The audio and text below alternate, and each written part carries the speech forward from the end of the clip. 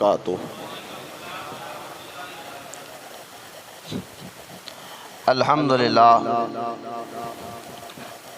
الحمدللہ رب العالمین، والصلاة والسلام علی سید المرسلین وعلی آلہ واصحابہ اجمعین، اما بعد، وقال اللہ تعالی فی القرآن المجید، فاعوذ باللہ من الشیطان الرجیم، بسم اللہ الرحمن الرحیم۔ تھوڑا آواز بڑھاؤ میاں، آواز بڑھاؤ، آواز کم ہے اور ایکو کم کرو تھوڑا سا۔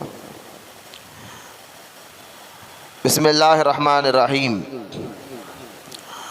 احسب الناس ان یترکوا ان یقولوا آمنا وهم لا یفتنون وَلَقَدْ فَتَنَّا الَّذِينَ مِنْ قَبْلِهِمْ فَلَا يَعْلَمَنَّ اللَّهُ الَّذِينَ صَدَقُوا وَلَا يَعْلَمَنَّ الْكَاذِبِينَ۔ آمنت بِاللَّهِ صدق اللَّهُ الْعَلِيُّ الْعَظِيمُ۔ وقال اللہ تعالی فی شان حبیبہ الکریم، ان اللہ وملائکتہ یصلون علی النبی یا ایہا الذین آمنوا صلوا علیہ وسلموا تسلیما۔ اللہم صلی علی سیدنا و مولانا محمد معدن الجود والکرم وعلی آلہ وبارک وسلم۔ آواز ابھی بھی سٹ نہیں ہے۔ صلاۃ و سلام علیک یا رسول اللہ صلی اللہ تعالی علیہ وسلم۔ ہمیشہ جیسا لگاتے لگاؤ نا میاں، پھر ہر اتوار دینا۔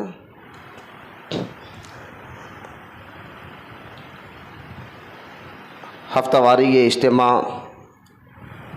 جو الحمدللہ اللہ کے فضل و کرم سے ہمارا مقصد دین کی دعوت، شریعت پر استقامت اور دین سے محبت، اللہ تعالیٰ کی رضا اور اس کے رسول کی راضی کرنے کے لیے یہ اجتماع رکھا جاتا ہے۔ ہمارا مقصد دین کی دعوت کو عام بھی کرنا ہے، خود بھی عمل کریں گے انشاءاللہ اور دوسروں تک بھی دین کی دعوت پہنچائیں گے۔ گزشتہ اتوار ہم نے نیکی کی دعوت کی کیا فضائل قرآن اور احادیث کی روشنی میں ہم نے بیان کیا تھا، اور اللہ کے فضل و کرم سے وہ انٹرنیٹ پر اپلوڈ بھی ہو چکا ہے، نیکی کی دعوت کی فضائل۔ آج جو میرا عنوان ہے، ایمان کی آزمائش خدائی قانون ہے، یعنی ایمان کا امتحان، ایمان والوں کا امتحان ہوتا ہے، یہ اللہ کا قانون ہے۔ آج کا یہ موضوع ہمارا ہے، اور اسی موضوع کے تحت، اور آج کا بہت اہم موضوع ہے، کئی وسوسے آپ کے ذہنوں میں ہوں گے کہ بھئی ہم نماز پڑھتے، روزہ رکھتے، عبادت کرتے، پھر ہم پریشان کیوں؟ آج جواب ملے گا یہ کیوں کا آپ کو۔ تو آج کا یہ آیت مبارکہ جو میں نے پڑھی ہے، سورہ عنکبوت آیت نمبر 2 سے 3 تک میں نے پڑھی ہے، سورہ عنکبوت کی ہے آیت مبارک۔ اور آج جو ہے یہ چیز کو آپ سمجھنا چاہیے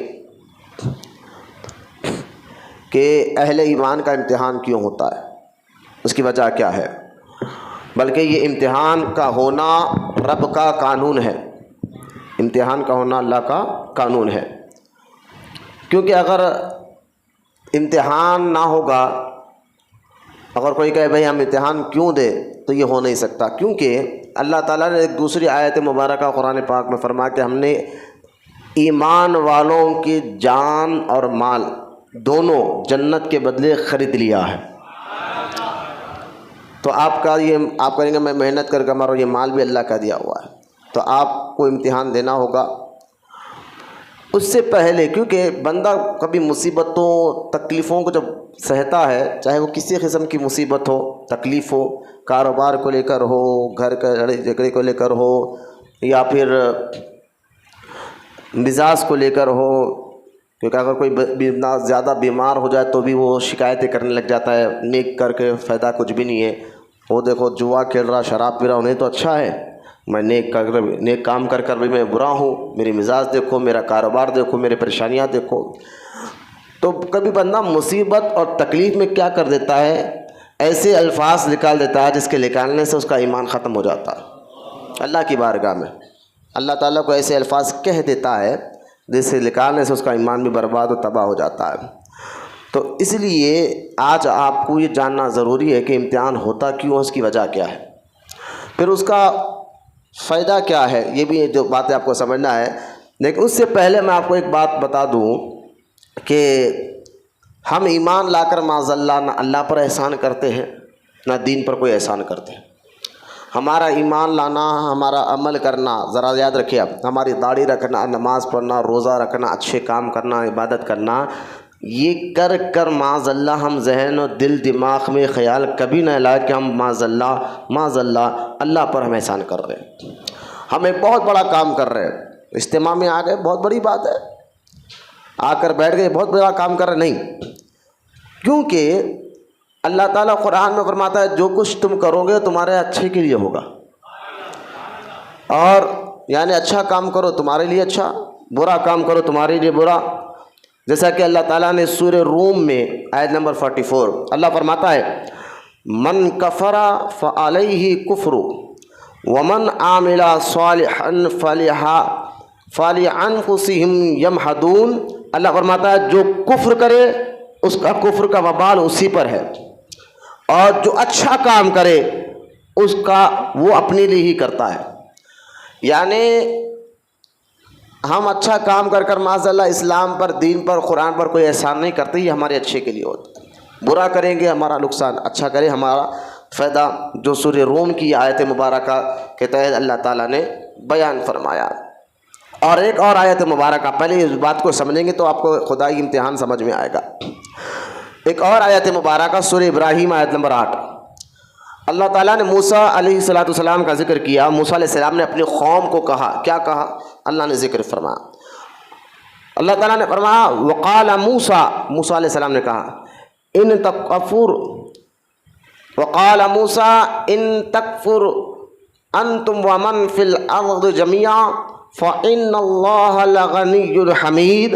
اللہ فرماتا ہے موسیٰ علیہ السلام نے کہا اور تم زمین میں جتنے ہو سب کافر ہو جائے تو بھی اللہ تعالیٰ بے پرواہ ان تمام چیزوں سے، وہ سب خوبیوں والا ہے.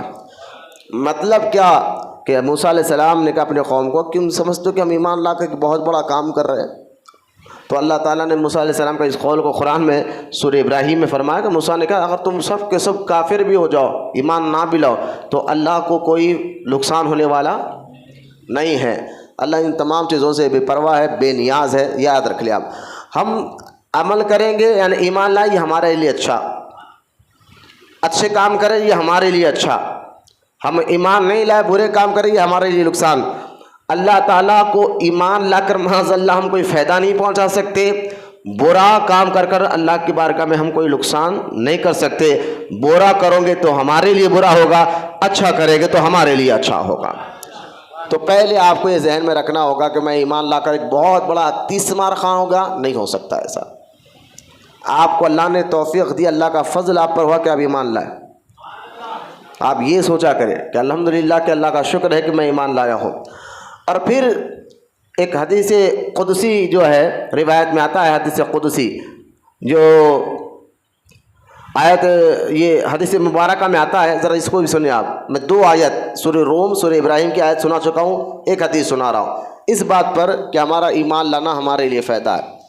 اگر اچھے عمل کرنا ہمارے لیے فائدہ ہے، دنیا میں بھی، قبر میں بھی اور آخرت میں بھی. ہم ایمان نہیں لائے، اللہ نہ کرے تو یہ ہمارا نقصان ہے، دنیا میں بھی، قبر میں بھی، آخرت میں بھی. اللہ تعالیٰ کو کوئی اس کی پرواہ نہیں ہے کہ آپ معاذ اللہ کبھی ذہن میں ہمارا نہیں آنا چاہیے کہ میں نماز پڑھوں ایک بہت بڑا کام کر رہا ہوں. ایسا ذہن دل دماغ میں کبھی بھی ہمارے سوچ نہیں آنا چاہیے.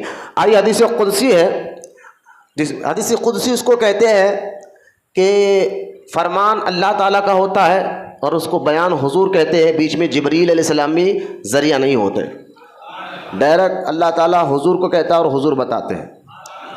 اب دیکھو اس کو کہتے ہیں حدیث قدسی.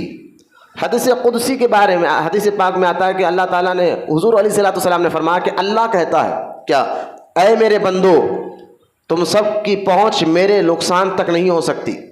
یا تم سب مجھ کے مجھے نقصان پہنچاؤ، ایسا نہیں ہو سکتا. تم میرا نقصان کرو اور نہ تمہاری پہنچ میرے نفع تک ہو سکتی ہے کہ تم میرا نفع کرو. تم سب کی پہنچ میرے نقصان تک نہیں ہو سکتی کہ تم مل کر اللہ کو نقصان پہنچائے. ہم برا کام کریں گے، غلط کام کریں گے، اللہ فرماتے اس سے مجھے کوئی پرواہ نہیں ہے. اور تم سب مل کر چاہو کہ ہم سب ایمان لائے، اچھے کام کرے تاکہ اللہ کو نفع پہنچائے. اللہ فرماتا نہیں، ایسا بھی نہیں ہو سکتا.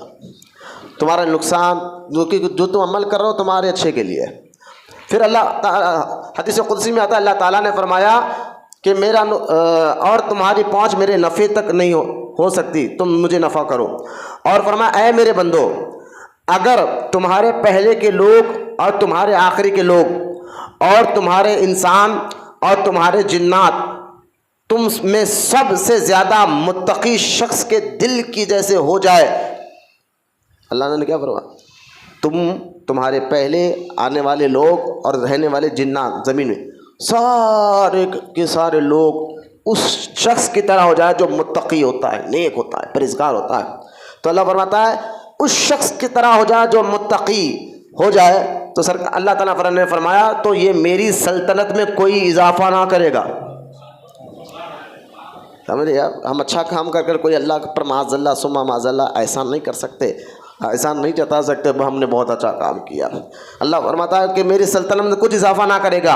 اور پھر فرمایا اے میرے بندو، اگر تمہارے پہلے کے لوگ اور تمہارے آخری کے لوگ اور تمہارے انسان اور تمہارے جنات میں سب سے زیادہ فاجر شخص کے دل کے جیسے ہو جائے تو اللہ فرماتا کوئی میری سلطنت کو بھی نقصان نہیں پہنچا سکتا. یہ دیکھیں آپ، یہ دو آیت اور ایک حدیث قدسی میں نے آپ کے سامنے بیان کر کر پہلے آپ کا یہ ذہن بنا رہا ہوں. ہمارا ایمان لانا اور ہمارے اچھے کام کرنا یہ ہمارے لیے فائدہ ہے دنیا قبر آخرت میں. اس پر ہم کبھی فخر نہ کریں، غرور نہ کریں، اکڑ نہ کرے کہ میں بہت بڑا نیک ہوں، میں بہت بڑا پارسا ہوں، میں بہت بڑا اچھا ہوں. یہ اللہ کو پسند نہیں ہے. بس یہ جو بھی آپ کام کر رہے، ایمان لائے ہیں، اچھے کام کر رہے ہیں، پہلے تو آپ کی نیت اللہ کی رضا کے لیے ہونا چاہیے، اور دوسرا جو ہے آپ کے سینے میں اکڑ اور تکبر نہیں ہونا چاہیے. اللہ تعالیٰ نے فرمایا جو اچھے کام کرتے ہو تمہارے لیے فائدہ ہے، برا کام کرو گے تمہارے لیے نقصان ہے. اللہ ان تمام چیزوں سے بے پرواہ ہے. پہلے آپ کا ذہن ان باتوں کو تیار ہو گیا.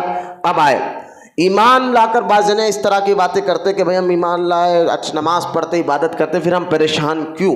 وجہ کیا ہے ہمارے پریشان ہے؟ تو اس کا مطلب یہ ان کا ذہن کام کرتا ہے اندر سے کہ نماز پڑھنا تو مشکلیں ہٹتی ہیں. یقیناً ہٹتی ہے، اس کا مطلب یہ نہیں، لیکن یہ سمجھنا کہ نماز پڑھے تو کوئی پریشانی آنا ہی نہیں، عبادت کر اچھے کام کرے تو کوئی مصیبت آنا ہی نہیں، یہ غلط ہے. کیوں؟ کیونکہ آپ احسان نہیں کر رہے. نماز پڑھ کر اچھے کام کر کر کوئی احسان نہیں کر رہے. آپ جو نماز پڑھے اچھے کام کرو تمہارا خود کو بھلا ہوتا ہے. اور کبھی ان باتوں میں آ کر بندہ کیا ہو جاتا ہے، دین سے بیزار، قرآن سے بیزار ہو جاتا ہے. آج جتنے مرتد ہو رہے ہیں نا لوگ، مرتد جو اسلام سے پھیر رہے ہیں، مرتد ہونے کی بہت سی وجہ یہ بھی ہے کہ ان کو پر امتحان میں، یہ اللہ تعالیٰ کی طرف سے جو امتحان ہوتا ہے، یہ امتحان میں یہ لوگ مکمل نہیں اترے، بلکہ انہوں نے دین پر، قرآن پر شکایتیں کر کر اپنے دین کو چھوڑ دیا. اور جو ہے آج جو ہے وہ منافقوں کی فہرست میں ہوتے ہیں. تو اصل میں قرآن پر طعنا کرنا اور یہ سوچنا کہ پہلے یاد رکھے آپ نماز پر، روزہ رکھ کر، عبادت کر کر، اور پھر اس پر طعنا کرنا فائدہ کیا ہو رہا بھائی نماز پڑھ کر، فائدہ کیا ہو رہا ہے قرآن پڑھ کر، فائدہ کیا ہو رہا ہے اچھے کام کر کر. ایسی سوچ، ایسے فکر مومن کے نہیں بلکہ منافقوں کی ہوا کرتی تھی. وہ دین سے بیزار ہوتے تھے. پہلے آپ منافق کو سمجھیے، منافق کی بھی دو قسمیں ہوتی. منافق کی دو قسمیں ہوتی ہے. ایک منافق اعتقادی ہوتا ہے اور ایک منافق عملی ہوتا ہے. اور جو منافق اعتقادی ہوتا ہے اس کے بارے میں قرآن و حدیث میں آتا ہے کہ منافق اعتقادی والا کافر اور مشرک سے بھی بدتر ہوگا.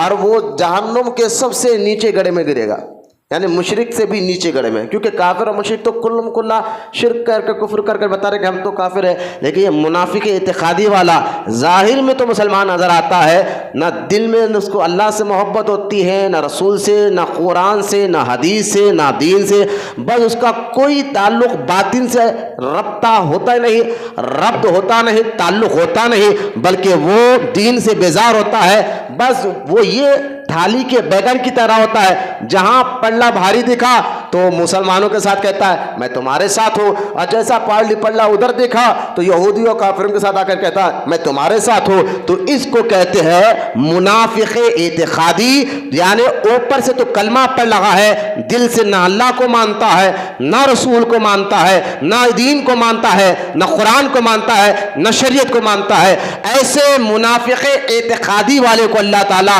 جہنم میں کافر اور مشرک سے بھی زیادہ سزا دے گا۔ تو منافق اعتقادی کے لوگ جن کا عقیدہ خراب، بھائی دیکھو تعلق آپ کا دین سے ہے اور اللہ سے ہے، رسول سے ہے، قرآن سے ہے، نماز سے، اچھے کاموں سے، اگر آپ کا تعلق یقینی طور پر مضبوط ہو، یقینی طور پر مضبوط ہو، تو جب وہ تعلق، یقین کہاں سے آتا ہے؟ دل سے ہوتا ہے۔ یقین کا تعلق کہاں سے ہے؟ نیت کا تعلق، یقین کا تعلق کہاں سے ہے؟ اور پہلے یقین کہتے کس کو ہے؟ کہ یقین اس چیز کو کہتے ہیں جس میں 1% بھی شک نہ ہو۔ یقین اس چیز کو کہتے ہیں جس میں 1% بھی، اگر کسی طرح 99% یقین ہے 1% نہیں ہے تو وہ مسلمان نہیں، 99% مجھے یقین ہے 1% نہیں ہے تو وہی مسلمان ہے۔ جہاں شک کی گنجائش 1% کی نہ ہو اور ٹوٹل 100% وہ یقین رکھتا ہو، اس کو کہتے ہیں یقین، اور اسی کو کہتے ہیں ایمان، اسی کو کہتے ہیں یقین۔ جیسا کہ ابھی میں روم میں تھا، داؤد خادری نعت پڑھ رہے تھے نا، شک کرنے والے کیا تھا؟ ہاں، شک کرنے والے اگر میں اور مگر میں رہتے ہیں، اور یقین کرنے والے کہاں سے کہاں پہنچ رہے ہیں۔ ہاں بھائی، باہر رہتا اور میری توجہ پوری رہتی ہے سننے کے، تو لہٰذا یقین جتنا مضبوط ہوتا رہتا ہے اتنا آپ کا ایمان اور عقیدہ مضبوط ہوتے رہتا ہے۔ تو کبھی بھی یقین میں کمزوری آنے نہ دے، دین کی کوئی معاملات میں، شریعت کے کوئی مسئلے میں، قرآن حدیث کے کوئی مسئلے میں یقین مضبوط ہونا۔ تو یقین تو منافقوں کا کیا رہتا تھا؟ اوپر سے تو بتاتے کہ ہم نمازی ہیں، لیکن دل میں 1 پیسے کا بھی، 100 پیسے نہیں، 1 پیسے کا بھی یقین نہیں رہتا تھا، دین پر، نہ اللہ پر، نہ رسول پر، نہ شریعت پر۔ ایسے لوگوں کو قرآن نے کہا کہ منافق اعتقادی ہے۔ کیا ہے؟ منافق اعتقادی۔ اور یہ لوگ آج کے دور میں ان کو مرتد کہا جاتا ہے، یعنی دین پر عمل کرے، پھر دیکھا مصیبت آئی، پریشانیاں آئی، تکلیف آئی، بولے دین چھوڑو، فلاں کا مذہب اچھا ہے، تو یہ مرتد ہو جاتے ہیں۔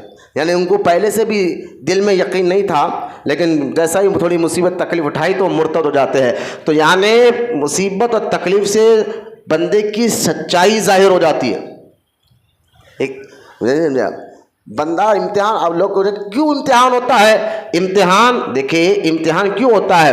اگر ایک اسکول میں بچے کو داخلہ کرائے اور سال میں ایک بار امتحان اس لیے ہوتا ہے کہ امتحان میں تو یہ پتہ چلے گا کہ ٹیچر کو یہ بچہ سال بھر پڑھ رہا تھا یا کھیل رہا تھا۔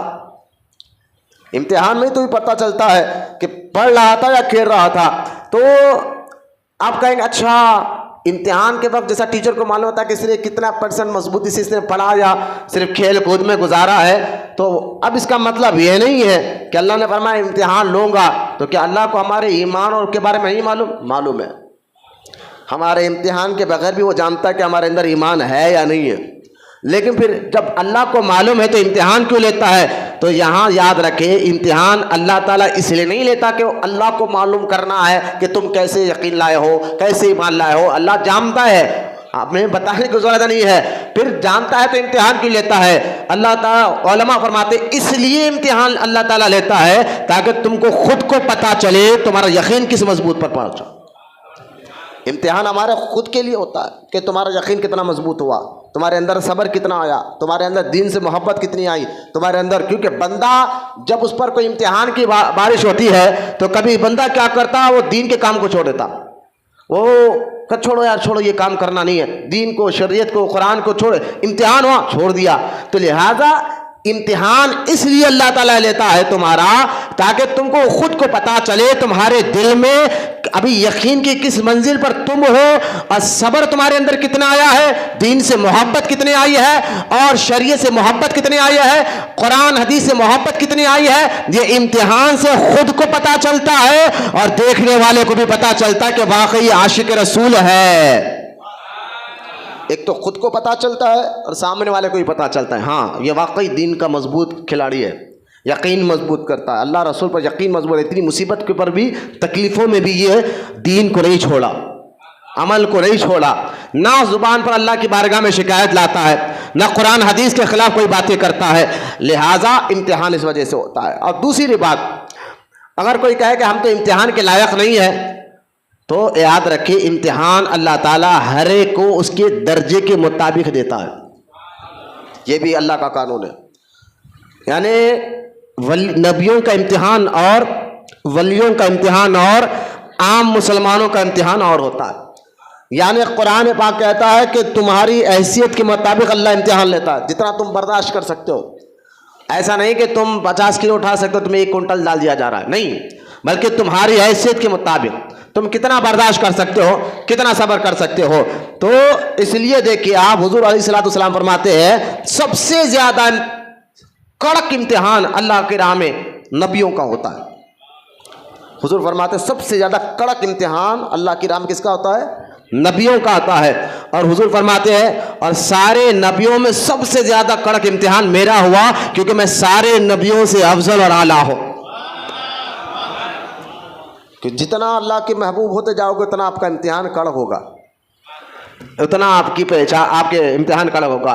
پھر آپ دیکھیں اس کے بعد جو ہے نا، اس کے بعد درجے، اس کے بعد کے درجے، اس کے بعد کے درجے، یعنی اس کے بعد اولیاء کا امتحان اور ہوتا ہے. اولیاء جتنا برداشت کرتا ہے، تو ہر ایک کا امتحان معاذ اللہ ایسا نہیں ہے کہ زبردستی آپ پر امتحان ڈال کر کہ بھئی آپ کو سمجھا، نہیں، آپ کی حیثیت کے مطابق آپ کا امتحان ہوتا ہے. اب آگے دیکھیں ایک اور مثال دیکھ، پھر آپ کہیں گے پھر یہ ہمیں اتنا بوجھ کیوں دکھتا، کوئی تکلیف، کوئی مصیبت تکلیف آ جائے تو ہمیں کبھی ہم سوچتے دل میں یار نماز پڑھ رہے، داڑھی بھی رکھ رہے، شریعت کی پابندی بھی کر رہے، قرآن حدیث بھی پڑھ رہے، دین پہ عمل بھی کر رہے، پھر بھی ہمارے تکلیفیں کیوں نہیں جا رہے، بیماریاں کیوں نہیں جا رہے. تو بھائی یہ امتحان ہے. تو امتحان ہے تو پھر آپ کے ذہن میں خیال آ سکتا ہے کہ کب تک یہ امتحان ہوگا، کب تک یہ چلتا رہے گا. تو یاد رکھیں یہ امتحان کب تک ہوگا، چلتا رہے گا، یہ الگ بات ہے. پہلے یاد رکھیں یہ امتحان تمہارے ساتھ ہو رہا ہے، یہ تمہارے طاقت، تمہاری حیثیت کے مطابق ہو رہا ہے. نہ دوسرا یہ اور بات ہے کہ تم اس امتحان کو اپنے اوپر ایک پہاڑ کی طرح بوجھ سمجھتے ہو. امتحان تکلیف کو اگر آپ جتنا سوچیں گے اس کے بارے میں اتنا آپ کو وزن دکھے گا. میں سمجھے آپ، جیسا کہ علماء ایک مثال لے کر سمجھاتے ہیں کہ ایک بندہ انجیکشن لیتا ہے ڈاکٹر کے پاس اور دوسرا نہیں لے رہا. کیوں؟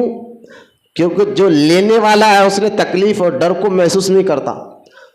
جب تکلیف اور ڈر کو محسوس نہیں کرا تو انجیکشن لے لیتا ہے. اور جو شخص ڈر کو محسوس کرتا، تکلیف کو محسوس کرتا، لینے سے ڈرتا ہے دوا. تو اسی طرح امتحان یعنی تکلیف اور مصیبتوں کو جتنا محسوس کرو گے اتنا زیادہ آپ کو بڑا نظر آئے گا. محسوس نہیں مت کریے. اللہ کی رحمت کیا کر رہے ہیں یہ فون میں دیکھ رہے ہیں، دیکھو نکال کے تو بھی دیکھو، دیکھو جی. علیہ وسلم کی بارگاہ میں بیٹھنے کے آداب سیکھے آپ لوگ. حضور علیہ الصلوۃ والسلام کی بارگاہ میں ایک شخص نے انگوٹھی لا کر دیا. سرکار علیہ الصلوۃ والسلام نے انگوٹھی کو پہنا اور انگوٹھی پہن کر سرکار نے ایک طرف ان کو دیکھا، دوسری طرف انگوٹھی کو دیکھا. 2 مرتبہ دیکھا، سرکار نے اپنی انگوٹھی نکالی، اس انگوٹھی کو نکال کر نیچے رکھ دیا. صحابہ نے پوچھا حضور کیوں آپ نے انگوٹھی کیوں نکال کر نیچے رکھ دیا؟ تو اللہ کے رسول علیہ الصلوۃ والسلام نے فرمایا کہ وہ انگوٹھی کی وجہ سے میری توجہ بٹ رہی تھی. مجھے ایسا محسوس ہوا کہ میں تم کو ریسپیکٹ نہیں دے رہا ہوں، تو اس لیے میں نے وہ انگوٹھی نکال کر رکھ دیا. یہ حدیث سے پتہ چلا کہ سامنے استاد بیٹھے ہوئے ہیں، پیر بیٹھے ہوئے ہیں، والدین بیٹھے ہوئے ہیں اور تم فون میں لگے ہو. مطلب کیا ہے کہ ہم ان کو عزت نہیں دے رہے.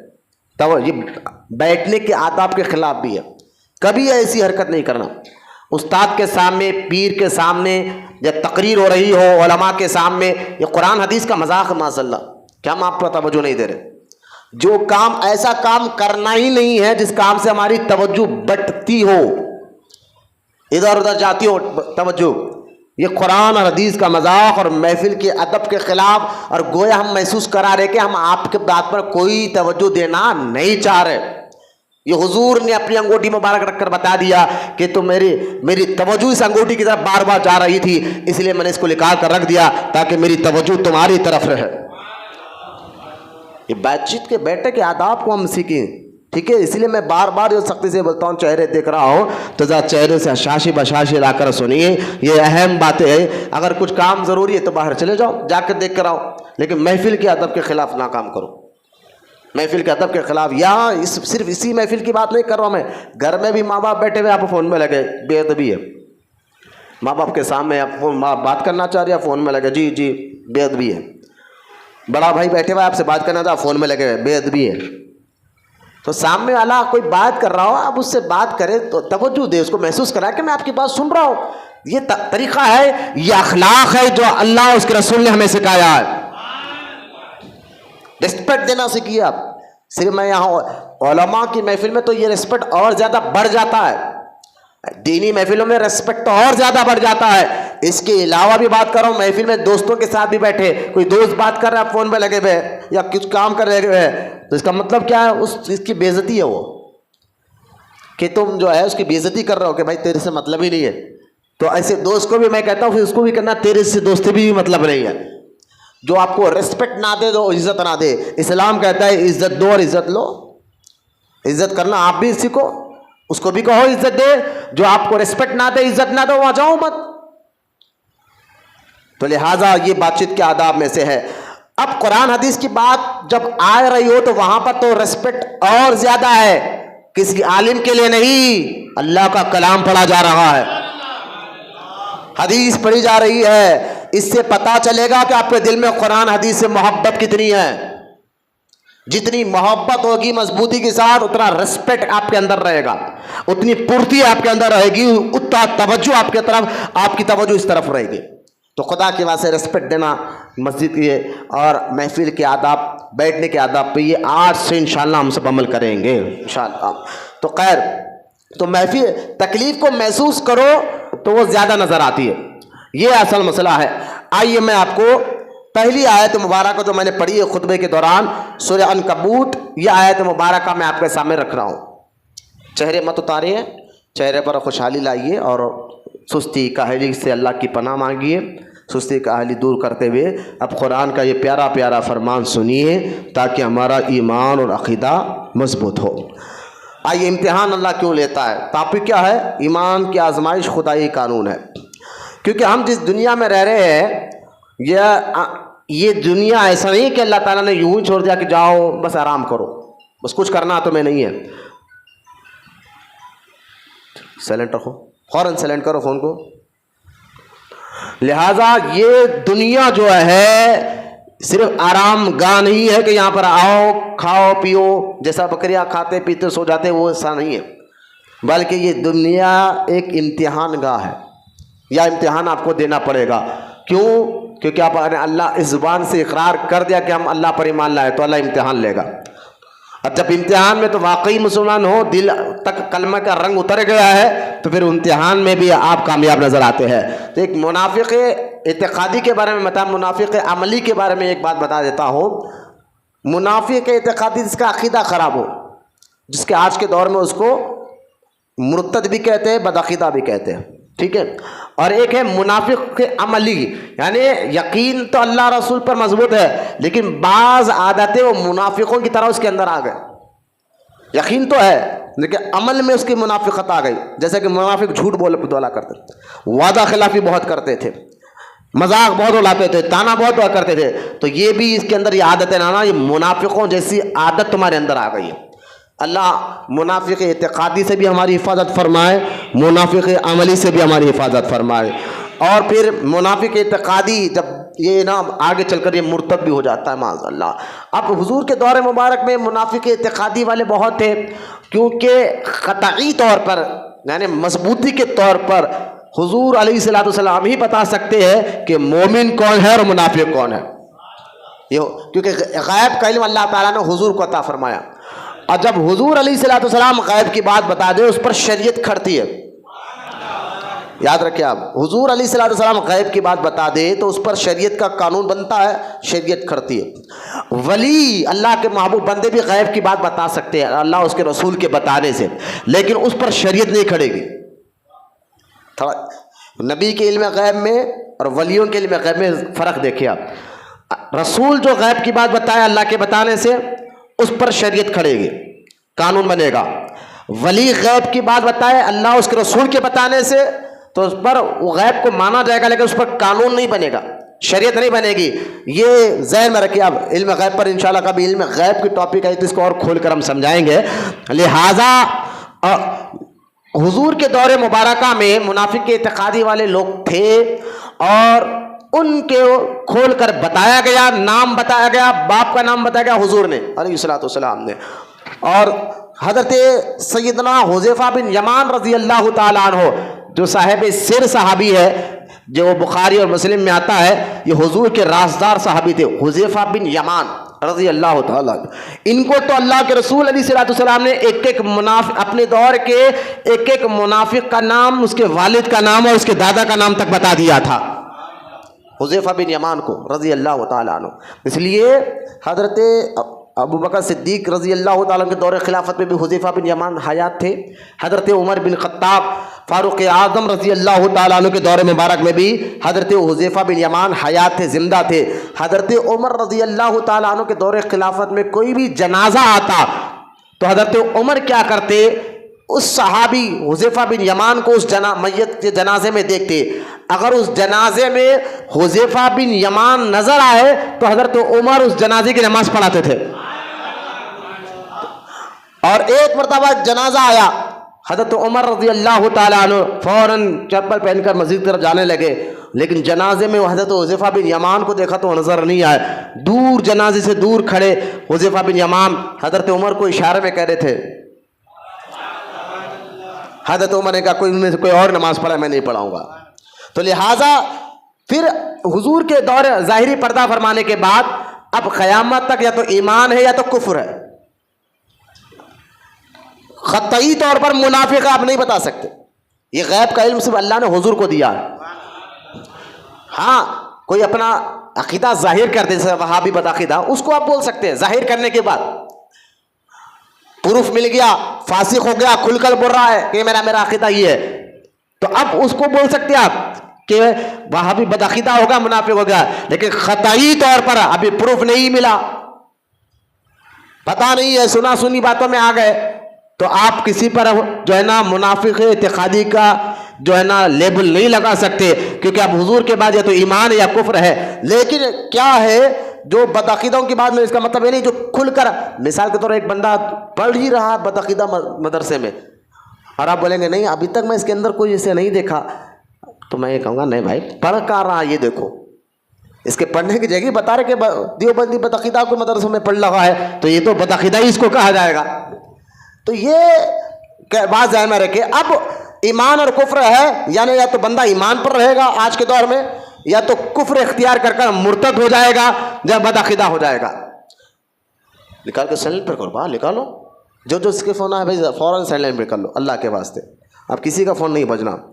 اب یہ آ جائیے پہلا آیت مبارکہ، اب سمجھ گئے ساری، ابھی تک میں تو بیان شروع نہیں، تمہید بیان رہا تھا، بنیاد آپ کی مضبوط کر رہا تھا تاکہ آپ کو پتہ چلے کہ کفر کیا ہے، ایمان کیا ہے، اور اللہ تعالیٰ امتحان کیوں لیتا ہے۔ آئیے پورا ذہن بننے کے بعد پہلی آیت کا ترجمہ آپ سنیں، جو اللہ تعالیٰ قرآن پاک کے سورہ عنکبوت آیت نمبر 2 سے 3 تک فرماتا ہے، جو آیت میں نے آپ کے سامنے خطبے کے دوران پڑھی، ترجمہ سنیں آپ۔ اللہ تعالیٰ فرماتا ہے کیا لوگ اس گمان میں ہیں کہ اتنی بات پر چھوڑ دیے جائیں گے، یعنی ایمان والے اس گمان میں ہے کہ تم کلمہ پڑھ لیا تمہیں چھوڑ دیا جائے گا، یہ مطلب ہے۔ اللہ فرماتا ہے کیا لوگ احسب الناس، لوگ اس گمان میں ہے کیا ایترکو ایقولوا آمنا وهم لا یفتنون، اس گمان پہ چھوڑ دیے ہوں گے کہ ہم ایمان لائے، اور یعنی غور کرے، اللہ فرماتا ہے کیا لوگ تم اس گمان میں ہو لوگوں کہ تمہیں چھوڑ دیا جائے گا کہ ہم ایمان لائے؟ نا، اللہ فرماتا ہے نا، وَلَقَدْ فَتَنَ الَّذِينَ مِنْ قَبْلِهِمْ، اور ان کی آزمائش نہیں ہوگی، ایسا نہیں، اللہ فرماتا ہے اور بے شک ہم ان سے اگلوں کو بھی جانچا تو ضرور اللہ سچوں کو دیکھے گا اور ضرور جھوٹوں کو بھی دیکھے گا۔ یہ آیت مبارکہ واضح طور پر بیان کر رہی ہے کہ تم صرف کلمہ پڑھ کر ایمان لا کر اس گمان میں نہ ہو کہ تمہارا امتحان نہیں ہوگا۔ اللہ فرماتا ہے کہ میں تمہارا امتحان لوں گا، تمہاری آزمائش لوں گا، تاکہ تمہیں پتہ چل جائے تم سچے ہو یا جھوٹے ہو۔ اللہ کو تو معلوم ہے، لیکن اللہ کہتا ہے میں ضرور امتحان لوں گا۔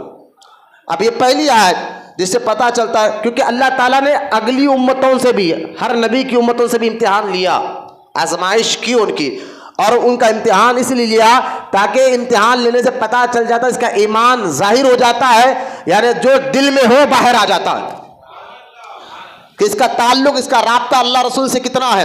مصیبت میں بندہ پہچاننے جاتا ہے، چھوڑو یارو اللہ رسول کی باتیں، میں یہاں پریشان ہوں، تو پتہ چل جاتا کہ اس کا تعلق اندر سے جو ہے معاذ اللہ کتنا مضبوط ہے اللہ رسول سے۔ تو اللہ فرماتا ہے سورہ عنکبوت میں تمہیں یوں ہی نہیں چھوڑوں گا کہ کلمہ پڑھ لیے، کیونکہ تمہیں جنت دینا ہے جہاں ہمیشہ تم رہنے والے ہو، تو تمہارا امتحان دنیا میں ضرور لوں گا۔ اور میں نے ابھی آپ کو بتایا ہمارے بغیر امتحان کے بھی اللہ جانتا ہے کہ ہم ایمان کیسا لائے، لیکن اصل میں امتحان ہمارے خود کے لیے اس لیے ہوتا ہے کہ خود کو پتہ چلے کہ ہمارا یقین کس منزل پر ہو، ہم ایمان کی کس مضبوطی پر ہے، اور دوسرا سامنے والے کو بھی پتہ چلتا ہے۔ اب یہ ایک آیت مبارکہ جس میں اللہ تعالیٰ نے فرمایا کہ اب تمہارا امتحان ضرور ہوگا، یہ اللہ کا قانون ہے، اور اس میں کئی حکمتیں ہیں۔ اللہ جب امتحان لیتا ہے تو اس میں کیا ہے؟ کئی حکمتیں ہیں۔ اب ایک اور آیت مبارکہ جو سورہ بقرہ کی ہے، اور آیت نمبر 214، ایک آیت میں نے آپ کو سنا، اب دوسری آیت سنیں آپ، جس میں اللہ تعالیٰ فرماتا ہے ام حسبتم ان تدخلوا الجنہ ولما یاتکم مثل الذین خلوا من قبلکم، اللہ فرماتا ہے کیا تم اس گمان میں ہو کہ جنت میں چلے جاؤ گے؟ کیا تم اس گمان میں ہو کہ جنت میں چلے جاؤ گے اور ابھی تم پر اگلوں سی رودات نہ آئی پہنچی؟ انہیں سختی اور شدت ہلا ڈالنے گئے، یہاں تک کہ کہہ اٹھے کہ رسول اور اس کے ساتھ کے ایمان والے کب آئیں گے اللہ کی مدد؟ سن لو بے شک اللہ کی مدد قریب ہے۔ اب یہ آیت مبارکہ سنیے آپ، اللہ فرماتا ہے کہ تم اس گمان میں ہو تمہارا امتحان نہیں ہوگا، نہ، تم سے اگلوں پر بھی جب اللہ نے امتحان کیا، ایمان والوں کا امتحان لیا، تو امتحان میں جب شدت کی، ان کے امتحان میں اللہ نے شدت کی تاکہ دیکھے کہ کتنا صبر کر سکتے ہیں ایمان، تو ان کی شدت کو دیکھ کر وہ رسول کے پاس اس دور کے اپنے کہنے لگے آپ کہیے نا اللہ ہماری مدد کرے، کب تک ہم برداشت کریں؟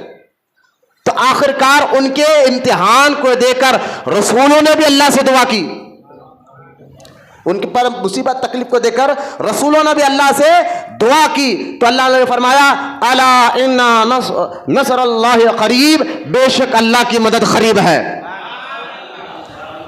ہاں، امتحان کے وقت کب تک برداشت کرنا، کب تک صبر کرنا، یہ ہر دور میں تھا مسلمانوں کا حال، یہ جملہ بولنا، لیکن انہوں نے برداشت کیا لیکن ایمان نہیں چھوڑا۔ یہ بھی میں ابھی حدیث بتاؤں گا، اس کا مطلب وہ انہوں نے ایمان نہیں چھوڑا، ان کا آ کر رسولوں کو کہتے تھے آپ کہیے نا کب تک، تو رسول بھی ان کے امتحان کو دیکھ لیا، اللہ اب تو بہت ہو گیا، تو اب اللہ کہتا امتحان، ہاں بے شک مدد قریب ہے اللہ کی۔ تو یہ اتنی شدت سے ان کو آزمانے کے بعد بھی وہ ایمان نہیں چھوڑتے تھے، یہ آپ کو سمجھنا ہے اصل میں، اتنی شدت سے ان کا امتحان لینے کے بعد بھی وہ دین کو نہیں چھوڑتے تھے، یہ آپ کو اصل میں سمجھنا، جو یہ آیت مبارک آپ کو سمجھانا چاہ رہے ہیں اللہ کا کلام، کہ امتحان ضرور ہوگا۔ اور میں نے ابتدا میں بتا دیا ہمارا ایمان لانا نہ لانا اللہ کے لیے کوئی فائدہ اور نقصان کی بات نہیں ہے، کیونکہ ایمان لائی ہمارے لیے فائدہ، نہ لائی ہمارے لیے نقصان، اچھے کام کرے ہمارے لیے فائدہ، اگر برے کام کرے ہمارے لیے نقصان، اللہ ہر فائدے اور نقصان سے پاک ہے۔ پہلے یہ ذہن میں رکھیے آپ، کبھی ہمارے ذہن میں نہیں آیا کہ میں کلمہ پڑھا بہت بڑا میں نے جو ہے احسان کیا، یہ ہمارے ذہن میں کبھی نہیں آنا چاہیے۔ اب دیکھیں یہ آیتوں کے مطابق، اب آئیے ایک حدیث پاک جو آپ کو یہ حدیث بخاری شریف میں موجود ہے، وہ حدیث پاک کیا ہے؟ حضرت سیدنا قبیب بن ارعات رضی اللہ تعالیٰ عنہ سے مروی ہے، ایک دن حضور صلی اللہ تعالیٰ علیہ وسلم کعبے کے سائے تلے اپنی چادر کو تکیہ بنے لیٹے ہوئے تھے۔ سنیں اب مکے کے صحابہ کیا کیا امتحان نہیں دیے بھائی۔ صحابہ اکرام کے بارے میں بولنے سے پہلے اس لیے میں کہتا ہوں، کبھی آپ اٹھا کر دیکھیں صحابہ نے ایمان کے خاطر کیسے کیسے تکلیفیں برداشت کی، مصیبتیں برداشت کی، یہاں تک کہ ان کا مال کھینچ لیا جاتا۔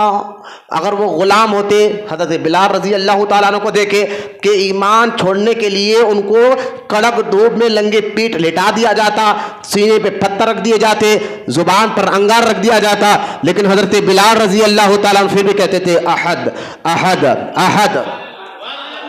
صحابہ اکرام کے مال کو لوٹا جاتا، ان کے جو ہے پراپرٹیوں کو لوٹ لیا جاتا، لیکن پھر بھی انہوں نے یہ نہیں کہا ارے بھائی ان کے سنگات رہیں گے تو مال چلے جاتا، عزت چلے جاتی، حضور کے ساتھ رہیں گے، ایسا نہیں سوچا۔ جیسا ہم ڈرتے ہیں نا، ہمارا بھی مزاج کیا ہے، ہم ساتھ اسی کا دیتے ہیں جس کا جو پاورفل آدمی ہو، یعنی جس کے ساتھ رہنے سے آپ کو فائدہ ہوتا ہو۔ آج بھی دور ہے نا طریقہ، اگر ایک پارٹی پاورفل ہے تو اس پارٹی کا آپ ساتھ دیں گے کیونکہ آپ ساتھ رہے، پاورفل پارٹی ہے کچھ بھی ہے تو یہ دیکھ لیتا، کمزور پارٹی کا کوئی بھی ساتھ نہیں دیتا، اس کے ساتھ رہنا نکو بھائی، اس کے ساتھ ہے تو اس کی اوپر بلا آئے گی، میرے اوپر بھی آ جاتی اس کی بلا، لہٰذا کمزوروں کے ساتھ کوئی نہیں ٹھہرتا۔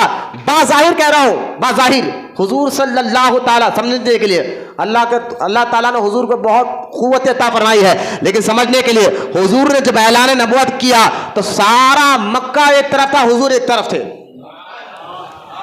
بظاہر، یعنی نہ حضور علیہ الصلوۃ والسلام کے ساتھ پاور ہے، بات دکھنے کی بات کر رہا ہوں، پاور تو اللہ تعالیٰ نے بے شمار دیا ہے، لیکن بظاہر دنیاوی اعتبار سے ایک بات بتا رہا ہوں، نہ آپ کے ساتھ کوئی لوگ کھڑے ہوئے ہیں، نہ پاور ہے، لیکن پھر بھی کیا بات ہے جو ان صحابہ نے حضور کو دیکھ کر کلمہ بھی پڑھا اور تکلیفیں بھی برداشت کی، کلمہ بھی پڑھا اور تکلیفیں بھی برداشت کی، لیکن ایمان نہیں چھوڑا۔ آج اتنی پریشانی آ گئی تو نمازہ چھوڑ دیتے اپنی، اتنی زیادہ بڑی نہیں، گھر میں اگر کسی کی موت ہو گئی تو چھوڑو، سارے دن کے نمازہ غائب، کیا ہو تو بیچارہ ٹینشن میں ہے، اماں مر گئے، بابا مر گئے، بھائی مر گیا، بیوی مر گئی، بچے مر گئے، ٹینشن میں ہے، کیا نماز پڑھے گا؟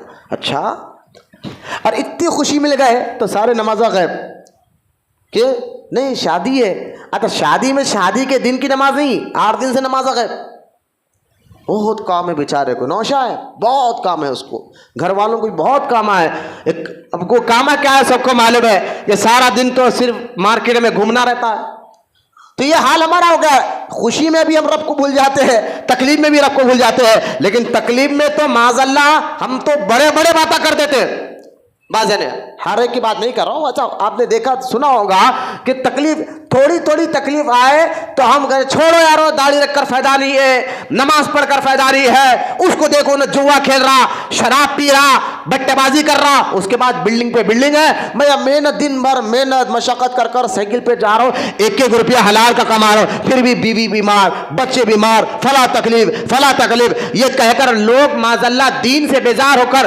قرآن کے خلاف باتیں بک دیتے ہیں، حدیث کے خلاف باتیں بکتے تھے۔ تو ایسے لوگوں کو میں کہوں گا تم لوگ صحابہ اکرام کو دیکھو جنہوں نے اس وقت کلمہ پڑھا جب کلمہ پڑھنا موت کو دعوت دینا تھا، اس وقت انہوں نے حضور کا ساتھ دیا جب حضور کا ساتھ دینا موت کو دعوت دینا تھا۔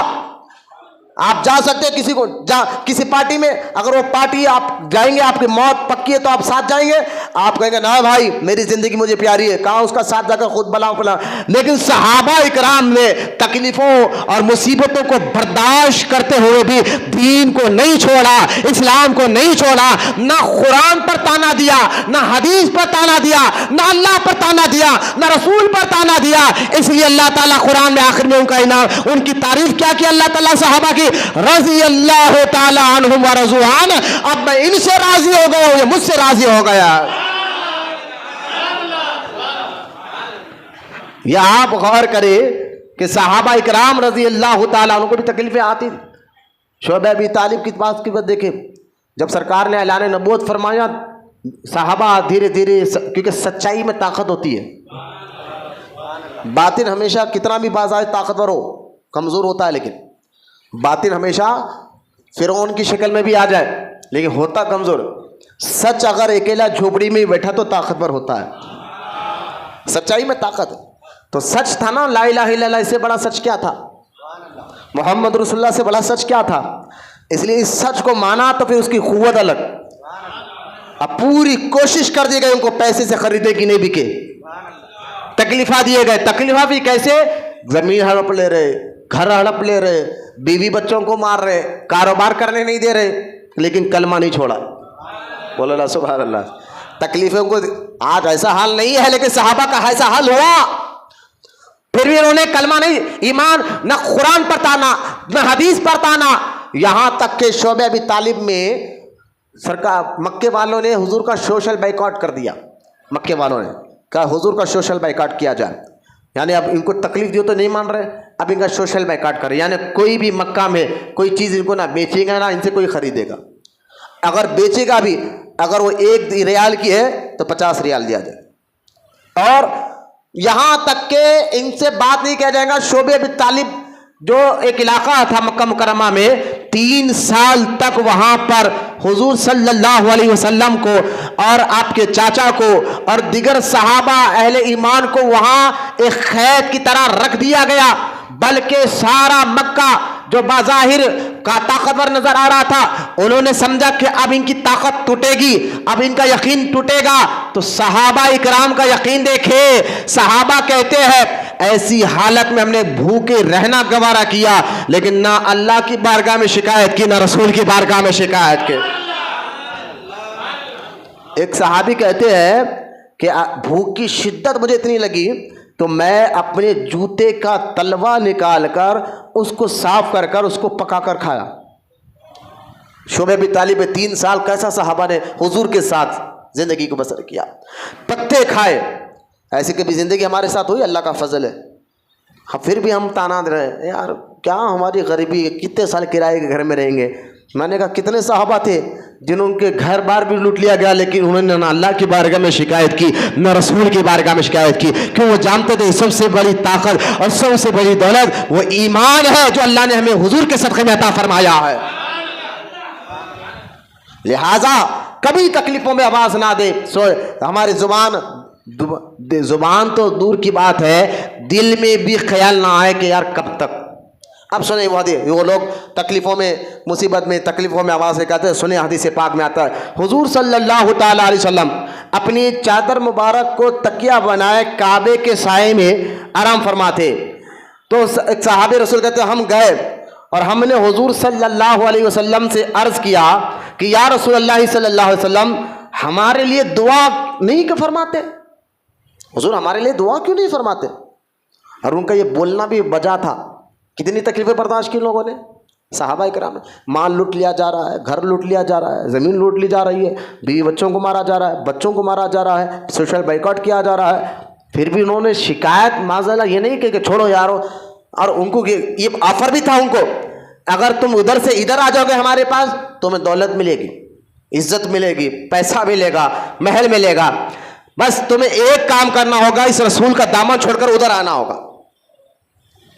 لیکن صحابہ اکرام پر قربان جائے سب کچھ برداشت کیا لیکن رسول کا دامن نہیں چھوڑا.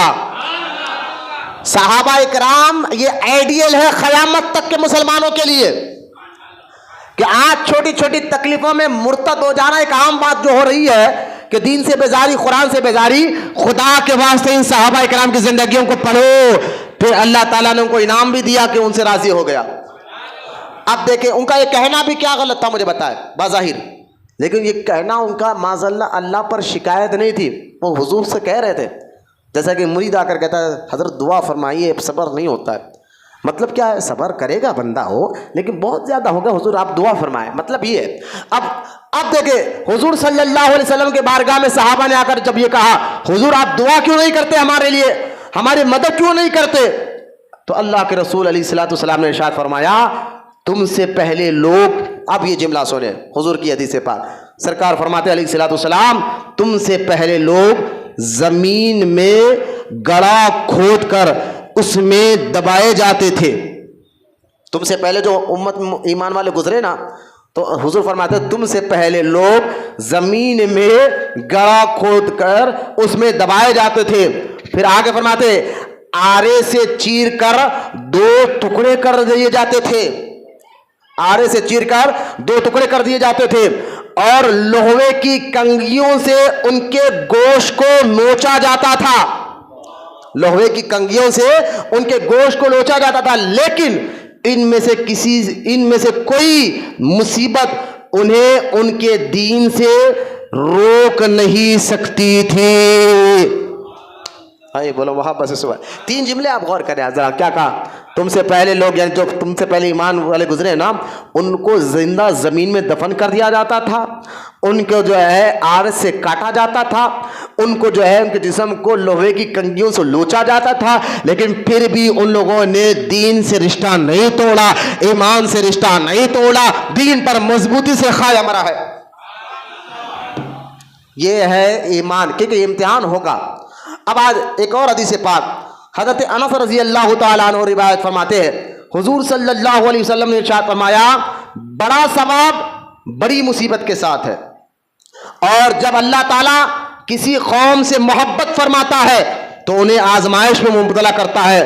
جو اس پر راضی ہوا اس کے لیے اللہ تعالیٰ کی رضا ہے, اور جو ناراض ہوا اس کے لیے ناراضگی ہے. یعنی اچھا یہ امتحان بھی جو ہوتا ہے نا, امتحان اس کی ایک وجہ اس حدیث سے پتہ یہ چل رہی ہے. ایک تو پتہ چلے کہ تم کتنے مضبوط ہو تم دین میں, اللہ کو نہیں تم کو خود کو پتہ چلے.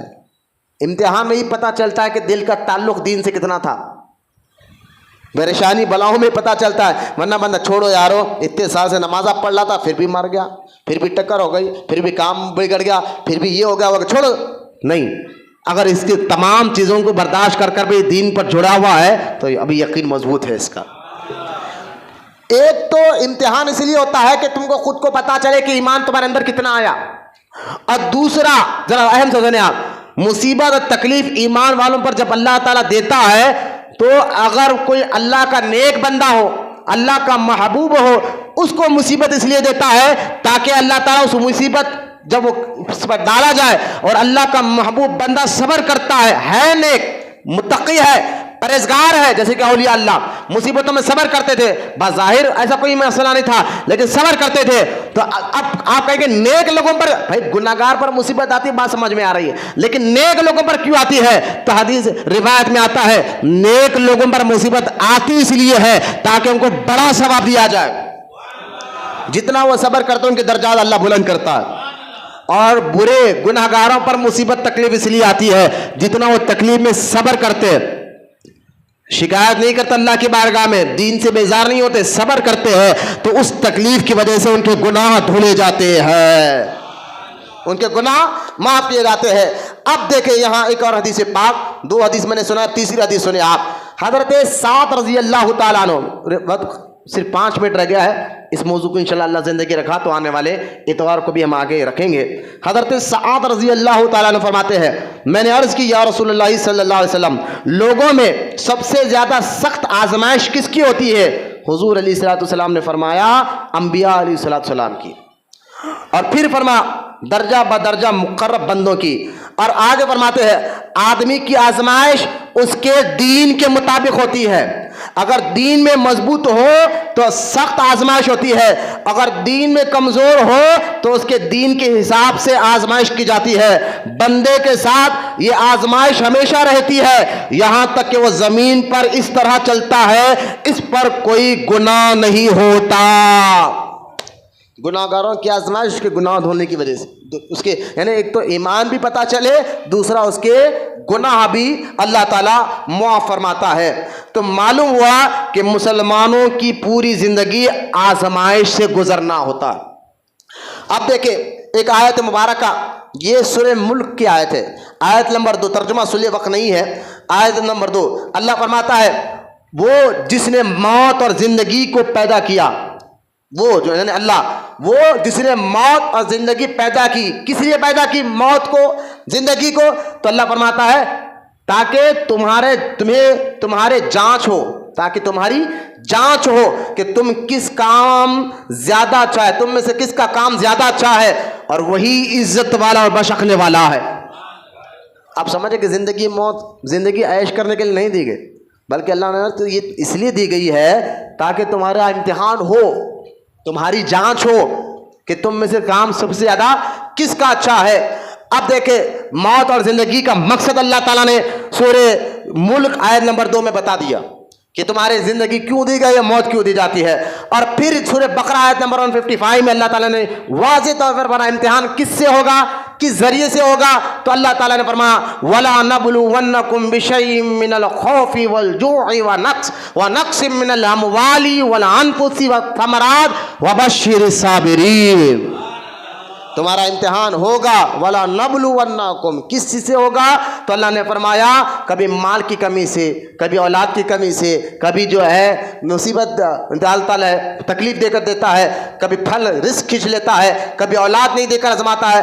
اللہ سے تو بہت محبت کر رہا تھا، چلو رزق تو روکو اس کا ذرا، کاروبار کو تو روکو، اب دیکھو کتنا بڑا دعویٰ کرتا ہے، پتہ چلے گا۔ اچھا اللہ سے محبت کا بہت بڑا دعویٰ کر رہا ہے، چلو اولاد مت دو اس کو، دیکھیں اب کیا بولتا ہے۔ اللہ سے محبت کرنے کا بہت دعویٰ کیا، چلو اس کو ذرا بیماری تو دے دو اس کو، ایسی بیماری تو دیکھیں گے آپ کیا بولتا ہے۔ تو لہٰذا اللہ نے فرمایا یہ تمام مصیبتیں اللہ ضرور دیتا ہے۔ پھر آگے فرماتا ہے جو سچے ہوتے ہیں، دین پہ مضبوط ہوتے ہیں، وہ کیا کہتے ہیں؟ خالو اللہ، وہ کہتے ہیں الذی اذا اصابتہم مصیبہ قالوا انا للہ وانا الیہ راجعون۔ جو سچے ہوتے ہیں وہ کہتے ہیں یا اللہ مصیبت تو دیتا ہے، تکلیفیں بھی دیتا ہے، راحت بھی دیتا ہے، ہمارا کیا ہے؟ قالو، وہ کہتے ہیں قالوا انا للہ، ہم تیری طرف سے آئے ہیں اور ہمیں تیری طرف ہی جانا ہے، ہم تیری طرف سے آئے ہیں اور تیری طرف ہی جانا ہے۔ اللہ فرماتا ہے ایسے لوگوں کے بارے میں کہ اللہ فرماتا ہے اولئک علیہم صلاۃ من ربہم ورحمہ، ایسے لوگوں پر اللہ کی رحمت برستی ہے۔ بولے بہت بس سبحان اللہ۔ تو خیر یہ آیت مبارکہ میں آپ کے سامنے پیش کر رہا تھا، بس اللہ ہمیں دین پر استقامت عطا فرمائے، شریعت پر، دین پر استقامت عطا فرمائے۔ مصیبت کیوں دی جاتی ہے، تکلیفیں کیوں دی جاتی ہے، پریشانیاں کیوں دی جاتی ہے، اور اس کی اور بھی میں ابھی آیت نکالا تھا، وقت تھوڑا سا زیادہ قریب آ گیا، پھر وقت بھی ہمارے پاس نہیں ہے، ورنہ میں قرآن کی سورہ عنکبوت کی اور 10 آیتیں نکال کے لایا تھا، جس کا مجھے ابھی ترجمہ کرنا باقی ہے، 10 آیتوں کا سورہ عنکبوت کے، تو لہٰذا لیکن وقت نہیں ہے، انشاءاللہ اللہ زندگی دیا۔ میں آج کی اس تمہید میں امتحان کیوں، میں سمجھتا ہوں مجھے امید ہے اللہ سے کہ آپ کا یقین بھی مضبوط ہو جائے گا، اور مصیبت کے وقت آپ کو صبر کرنا ہے یہ بھی آپ کو آسانی سے سمجھ میں آ جائے گا۔ اللہ کی بارگاہ میں دعا ہے کہنے سننے سے زیادہ اللہ تعالی ہم سب کو عمل کی توفیق عطا فرمائے۔ وما علینا الا البلاغ والحمد للہ رب العالمین۔